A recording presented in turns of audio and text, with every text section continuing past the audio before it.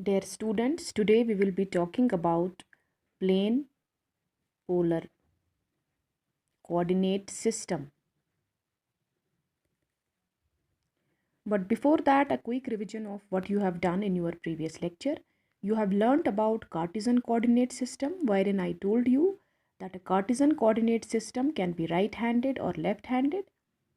In case of a right-handed Cartesian coordinate system, when we move anticlockwise from x to y axis, the resultant is along z direction in the outward manner, and in the left-handed Cartesian coordinate system, when we move from x to y axis in the clockwise manner, the resultant is again along z direction but in the inward manner, right? So we can safely say that right-handed Cartesian coordinate system is actually a mirror image of left-handed Cartesian coordinate system and vice versa, right? See, you can imagine this Cartesian coordinate system with the help of a right hand and a left hand. So three fingers essentially point towards three directions. Remember that this and this axis point in the same direction in the mirror image. This also point in the same direction. Basically, this axis is perpendicular to the plane of paper. This is also perpendicular to the plane of paper. So they are pointing in the same direction. These are also pointing in the same direction. The only axis that turns opposite is the z-axis, the third axis. Therefore, we can say that right-handed Cartesian coordinate system is the mirror image of left-handed coordinate system, right? Because in the mirror image, two of the axes will not change. They should remain parallel to each other. Only the third axis will turn opposite. So one of them will be pointing inwards and another will be pointing outwards, right? So if that is okay, then we can move to plane polar coordinate system, right? Now, we know that the motion of a particle in a plane can not always be linear. Sometimes it can be circular. And since a circle is two-dimensional, it can also be fitted in a plane, right? Bounded by x and y axes, right? So in that case, we know that in case of a circle, the radial component is important. So if this is the r vector, the position vector, and it makes an angle theta with the x-axis, then all of you know that the horizontal component will be given by r cos theta and the vertical component will be given by r sin theta. Now, so essentially what you have done is that you say that x component is r cos theta and y component is r sin theta.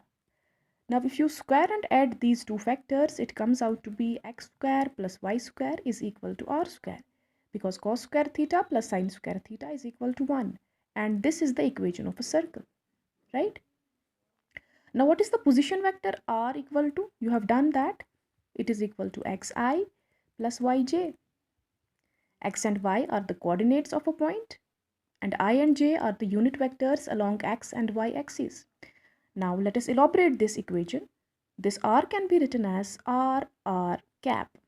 We know that any vector can be written as the product of its magnitude and direction. That's what we have done.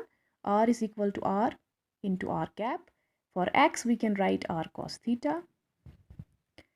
I, for y, we can write r sin theta j, right?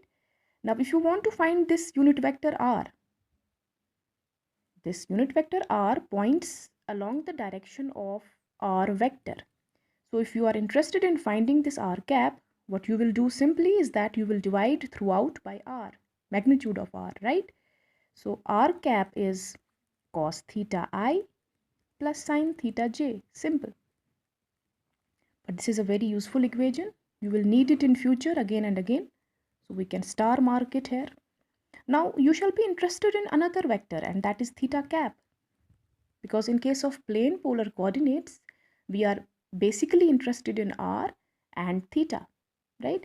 So we want to know the vector that points along the direction of theta, and that vector will be represented by theta cap. Now, how do you visualize this theta cap? For example, again, you have a plane coordinate system, right? We know that an angle is always enclosed, trapped between two lines or two planes, right? So we can choose at least 2 points. One is P, another is Q. So let's join this with this and this with this. Suppose the angle of OP with respect to horizontal is theta. And as the same vector moves towards this direction, the angle also increases by an amount, say d theta. So the total angle for OQ is theta plus d theta, right? We are basically interested in this vector PQ. We are interested in PQ because PQ points along the direction of increasing theta. Therefore, if you have to find theta cap, you will say that this theta cap should be equal to PQ vector divided by its magnitude. That's simple. Because any vector is given by its product of magnitude and direction. So therefore theta cap will be PQ vector divided by its magnitude. Simple. So we have to find what is PQ and what is its magnitude. Now we can find PQ easily from triangle law of vectors. You know that OP plus PQ is equal to OQ, the resultant. Therefore, this PQ vector is actually equal to OQ minus OP. Now this PQ is, now let's find this OQ first. This OQ is, obviously we will make use of this equation. This is R cos theta plus d theta I plus R sin theta plus d theta j, right? Then let's find this OP. OP is R cos theta I plus R sin theta j, right? In case of OP, the angle is theta, therefore it is R cos theta and R sin theta. In case of OQ, the angle is theta plus d theta, therefore it is R cos this much and R sin this much. Now you are interested in finding PQ, and that PQ is obviously the difference of the two, and that is R cos theta plus d theta minus cos theta I plus R sin theta plus d theta minus sin theta j, right? Now let us solve these one by one. So this PQ vector will be, let us solve this. So you know that cos A plus B is cos A cos B minus sin A sin B, and sin A plus B is sin A cos B plus cos A sin B, right? So we'll make use of those formulas. So we know that cos A plus B is actually cos A cos B minus sin A sin B, and you know that sin A plus B is equal to sin A cos B plus cos A sin B. This is what we shall make use of here. And you also know that cos of an angle, if theta tends to 0, if theta is very small, then cos 0 is 1 if theta tends to 0. And what about sin theta? If theta is very small, we know that if theta is very small, if it tends to 0, then sin theta is equal to theta. We'll make use of all these equations in this when we expand it, right? So this PQ will be, let's find this PQ now. So this PQ will be R, let's write it again because we have started it on a new page, cos theta plus minus cos theta I plus R sin theta plus d theta minus sin theta j, right? So this is R times, what remains inside is cos A cos B minus sin A sin B minus cos theta, this is the I component, plus R times sin A cos B plus cos A sin B minus sin theta j vector, right? So because I told you that we are going to make use of certain approximations, that if the angle is small, d theta is small, so cos of a small angle is equal to 1. So for cos d theta, we can write it is equal to 1. For sine of d theta, we can write that it is equal to d theta, right? Now, let us substitute that. This comes out to be equal to r times cos theta. For cos d theta, we'll write 1 simply, minus sine theta. And for sine d theta, we'll write d theta simply, minus cos theta, I times, plus r times sine theta. And what is this? Cos of d theta, 1, plus cos theta d theta minus sine theta j. So this and this will go, this and this will go. We are left with r times minus sine theta d theta I plus r times cos theta d theta j. So we can take this r d theta common. So r d theta is a common factor, and inside we are left with sine theta I minus plus cos theta j. Now, because I told you that this theta vector will be actually PQ vector divided by its magnitude. So we have found the PQ vector, that is this much. And what is its magnitude? You can easily guess. In case of magnitude, I have already told you that we square and add the components of the vector under a root.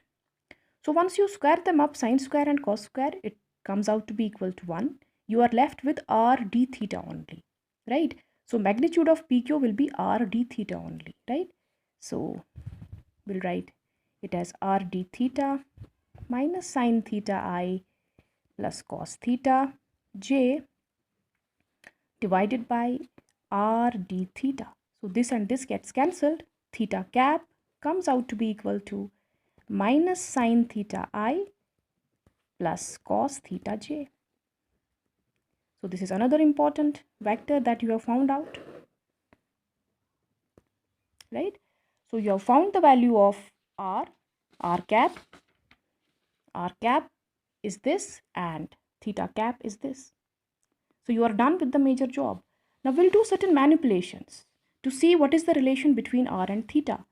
So r cap and theta cap dot product is equal to, what is r? It is cos theta I plus sine theta j. And what is theta dot? Theta cap, I mean, it is minus sine theta I plus cos theta j, right? We know that in case of dot product, only I dot I survive, j dot j survive, I dot j vanishes, j dot I vanishes, right? You understand those things because we know that dot product involves cosine of the angle. A dot b is ab cos theta. And in case of I and j, the angle is 90 and cos 90 is 0. So only which terms survive? I dot I survives, j dot j survives. The rest of the terms are 0.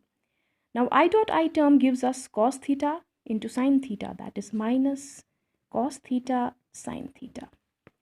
And j dot j term gives us sine theta plus cos theta into this. So it is sine theta into cos theta. So this is r cap dot theta cap.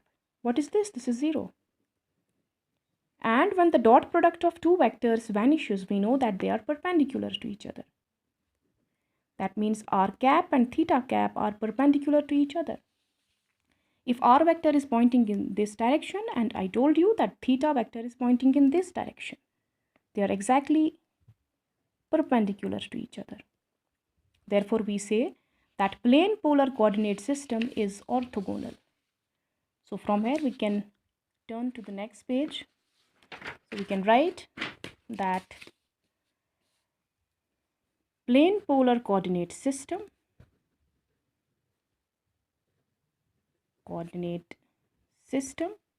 is orthogonal. The term orthogonal is used when the vectors are perpendicular, right? So when the vectors are perpendicular, we use the term orthogonal, and we call the condition of perpendicularity as orthogonality, right? Now let us do a few more things. We know that this r cap is how much? It is this much. It is cos theta I plus sine theta j. So if we want to differentiate this r with respect to theta, what do we get? We get differentiation of cos is minus sine theta I, and differentiation of sine is cos, that is cos theta j. This is one of the things. Another important thing that you may need to require in future, that is d theta cap d theta. But what is this sine theta and this? What is this vector? You have done it. It is actually theta cap. If you recall, it is theta cap. Theta cap is minus times sine theta plus cos theta j. So remember that dr by d theta is theta cap. And what is this? If you want to differentiate theta with respect to theta cap with respect to theta, what is that? So what is differentiation of sine theta? It is cos theta I times, and what is differentiation of cos? It is minus sine theta j. So this is, if we can take minus as common, inside it is cos theta I plus sine theta j, right? And what is this vector? This is r cap. That means d theta cap by d theta is equal to minus times r cap. These are two more relations that you may need to use in certain future lectures. So you will have to remember it, that d theta cap by d theta is minus r, and dr cap by d theta is equal to theta cap. These are two more important relations. So that gives you a basic fundamental idea of plane polar coordinates, but I will have to carry you people forth with this lecture in the next video. That's all.